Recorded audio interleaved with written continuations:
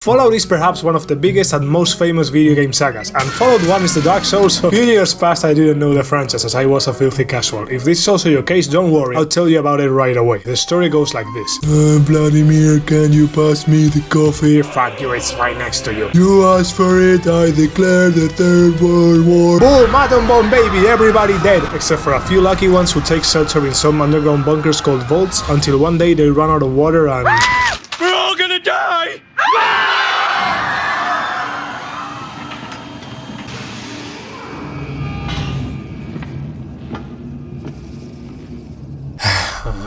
Okay, where am I? Who am I? Oops, this game looks a bit ugly, doesn't it? Ah! A rat! How do I equip the gun? Where am I going? Go fetch some water, champ! Fallout 1's biggest flaw is also its biggest virtue. It treats you like a person with hair on your genitals. Notice how I didn't say balls, because I don't want to assume your gender. There are many girls who play video games, like for example my girlfriend, who fell in love with this game at first sight. Frankly, I don't quite understand why. Aside from being ugly as hell, Fallout 1 is a game that drops you in the middle of nowhere and it's up to you to survive. To do this you have a number of tools, and how good you are at each one is determined by how you've built your character. That's why it makes more sense to call Fallout an RPG than Pokemon. There is a group of enlightened people who claim that the first two Fallouts are the very best, like no one ever was, and the only ones in the series that truly are RPGs. I went into this title with that role-playing game expectation. I expected a lot of different ways to interact with the world and for it to react to my decisions when I started playing. But that's not what this game's about.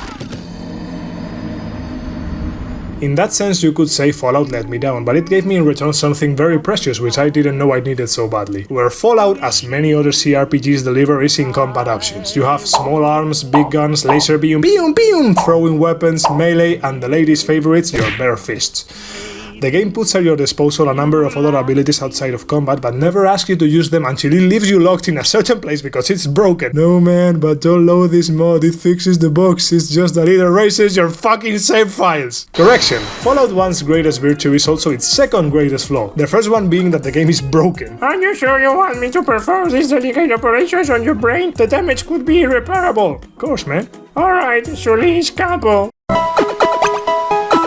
Mister, after several weeks of surgery, I'm sad to inform you that the lobotomy has given us the most disastrous results imaginable. Your psychomotor functions have been severely damaged and... Are you saying that I am indestructible? No, on the contrary, even the slightest breeze could... Indestructible? Wait a minute, what the fuck?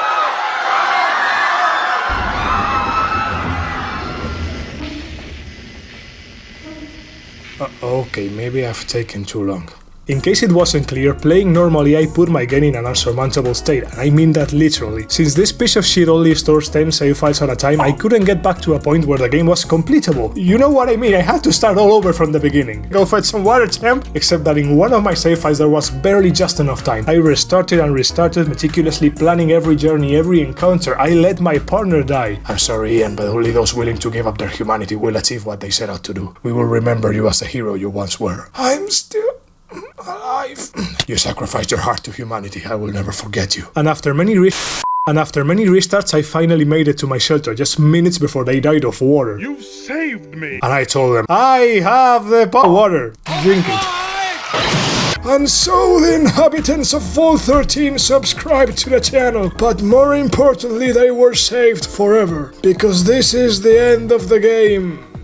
Yes. Well, the time has come to kick you out of this video, because from now on, spoilers are coming, and if you like what you saw here, I encourage you to play it. You can find Fallout 1 on PC and only on PC for nothing. But first, it's dangerous to go alone, take this mini tutorial. This little box here is your equipped item. To get one, click here, which is your inventory, and drag your item to the box. You'll see that you have two of these. To switch between one item and the other, click on the red button. Not this one, this one. The other one is to access your skills, like repairing the fucking doors at the base. By clicking you move, and with right click you change the interaction method to talk or attack if you're in combat. And now go out, my children, conquer the vast desert wastelands of this nuclear apocalypse. Very fun endeavor indeed. From here on, I repeat, spoilers. For those of you who are unconvinced or are sure that you're not going to play it, you have my blessings to continue. For others, get the fuck out of my channel. But first ring the bell and subscribe. As I was saying, the story of Fallout 1 goes as follows. We die in 100 days, trade offer. I get staying alive, and you get... So you have to look for a chip so that your people have drinking water. The game tells you, go there champ, but it's pointing towards a dead end, but you can actually continue if you find rope. There was actually rope in the village you found on your way hidden in a corner, so hey! If you go back with the rope, you'll discover that there is indeed nothing here. Congratulations, you've wasted your time. And most importantly, fuck you, search. I'm going to kill myself and it's your fault! And this hidden in a corner habit is something the game does a lot. One of the most important conversations in the Fallout canon takes place in a room inside a house in a hidden corner of a neighborhood in the game's biggest city. Another one necessary for the coolest ending of the entire saga requires you to meet this faction, the Brotherhood of Steel, the most iconic thing in Fallout after this little guy, the Vault Boy. But that's not all. You have to do at least one mission in which they send you to the other side of the map where you will need both Radaway and Rad-X to cure you of the radiation that emanates from that place, which the Brotherhood is fully aware of, by the way. They are literally sending you there to die. But don't worry, because when you get there you realize that, again, you can go down without a rope. And why would you carry ropes in your inventory? You don't have room for bullets, but that's okay, because you won't have Radaway on you either, and you won't know where to buy it. But don't worry, because you won't even know where to buy rope either. Oh, and did I mention that your people are dying? But once you complete all that, you'll have access to the entire base of 4 floors. In one of them resides the absolute unit that almost made me lose my game and have to restart. Oh, I wonder where the brain is. Where in the human body might the brain that I am about to perform surgery on be? And in another floor there's a room full of scientists. Well, one of them who has this very special and characteristic model that as soon as you see her you recognize immediately that she's a very important NPC, a talking head with voice actress and all, which by the way is a hell of an addition. Very well done, Black Eye Studios. Well, this random lady will tell you that the army of mutants that someone is producing somewhere in the nuclear wasteland really ain't that much of a problem because they are sterile, they can't reproduce. Of course, the joke is that she will only tell you this if you have an intelligence of 7 or higher, which wasn't my case. And while that's very cool in terms of role-playing, it sucks in terms of people who want to complete the game without spending 90% of the playtime on the wiki. How the fuck are you supposed to know that you have to talk to this random NPC in the middle of this base that has nothing to do with the main story and possess an intelligence of 6+ in order to access the good dialogue option against the final boss? One thing I'll say in defense of Fallout 1 and all the other classic CRPGs of that time is that they were bundled with a game manual, pretty unheard of in this age, I agree. Fallout 1's in particular was very cool. They contextualized all the tips in game like Voltec was making a survival guide for both you the player and your character. It's a pity that in playing the game today there can be a bit of a steeper learning curve, to say the least. As I said, Fallout treats you like someone with hair on its genitals, who has already completed dozens of video games and has this grit, this willpower not to bend to anything and not to shit oneself in fear of the soundtrack of the game. This confidence I'm talking about, I didn't have it after all my life playing video games until a few years ago when I tried Dark Souls. Yes, I mentioned Dark Souls seriously in my unrelated essay. I'm such a video game journalist, huh? Doesn't it make you want to subscribe? But yeah, if you really wanted to, I guess you could make the comparison with Dark Souls in that both games are kinda hard, and neither of them deigns to tell you where to go, which characters are important, or in the case of Fallout 1, how to open the fucking doors of the military base. You deactivate all the doors in this floor. I don't know, Rick, it looks fake. I see them pretty much activated. No man, it's that you need to use repair. Oh yeah, the skill I have 18 points at. But that's your fault, you should have it higher. Oh, I can see that. I gotta have over 100 in a skill that I've never needed for anything, seeing that either I repair the doors the first time or I don't complete the fucking game because it's broken. Well, here I am facing one of the final bosses. He has like 400 health according to the wiki, so it's gonna be a tough fight. And I one-shot him on the highest difficulty.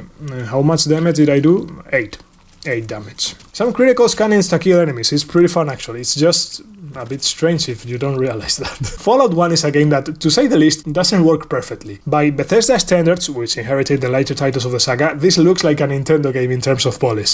Just not Pokemon. By functional game standards, however, well, I've been trashing this game hard, but that's because I like to try to be impartial with things, which doesn't make much sense because I've fallen in love with this game. And it's funny because it wasn't until I started playing it from scratch for the 3rd time and after several hours that I started to enjoy it, but when I did, it drove me crazy. You like your accent, bitch? Watch me devour the fetuses of your unborn babies in front of the corpse of their mother! And when I got to the end, it blew my goddamn mind, in the same way the master blows up the cathedral he hides under it. See what I've done there? This thing... So what shall it be? Do you join the Unity, or do you die here? Join. Die! Join. Die! This thing plans to convert the human race into radioactive mutants because he considers them to be the superior race with the best chance of survival. However, It's false. No way. Not this time. because as we have seen before, scientific research show that they are unable to reproduce. The master race is doomed. But perhaps you don't know this. You know nothing. Perhaps the master plan seems sound to you then, in which case you can actually join him. If not, you always have the option of FBI, open up! or you can disguise yourself as one of his acolytes, blowing up the cathedral from the inside with the key you took from the 8 HP boss. If you have enough science, however, you can blow it up by yourself without the key. Remember this enough science thing because we will talk about it in the Fallout New Vegas video. But if you have the information and the conversation skill high enough, you can convince the master to give up his dreams and die, to throw all his years of work away and take his own life. It cannot be. But it cannot be. This would mean that All my work. has been for nothing. Everything that I've tried to a failure. It can't be. I don't think that I can continue Continue? to have done the things I have done in the name of progress and healing. It was madness. I can see that now. Madness. Madness? There is no hope. Leave now. Leave while you still have Hope. And that he does. On the way out, you see this cinematic, which is impressive for the time. And then, after months in the desert saving the lives of your people, you return to Vault 13 to talk to your boss. There's no way the people of the Vault can ever thank you enough for what you've done. You've saved all our lives. Who knows?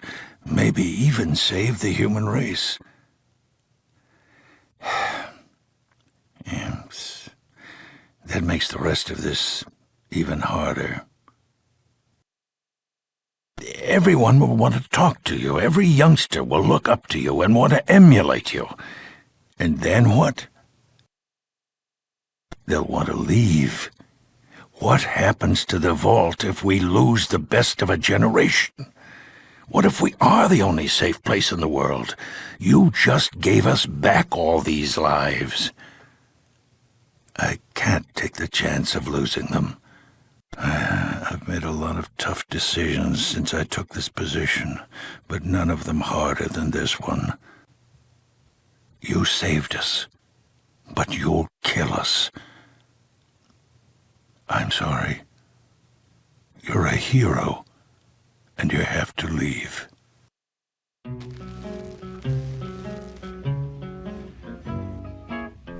Fallout 1 is a broken game that has aged terribly and doesn't explain anything to the player. But I don't care. It could have 400 more failures and I would still forgive them all, because the things that this game does well, it does them really well. For instance, its goddamn ending, my favorite in the series by fucking far. I didn't know how much I needed this kind of game, and now that I finished Fallout 1, I'm a little sad because I won't be able to experience it blindly again. But I don't want to end the video on such a sour note, not when I like the game so much. When Todd Howard said that, And in the world of entertainment, there are very few things as good as Fallout. he was right. Goddamn right. At least for now, because there will be a lot of disappointments in this series going forward, especially in its latest entry. But I have to admit that with all its reverence on the internet, my problems with the Fallout saga start as early as Fallout 2. Don't miss the next video in this series in which we'll talk about Fallout 2, about the good, the bad and the ugly. Take care. See ya!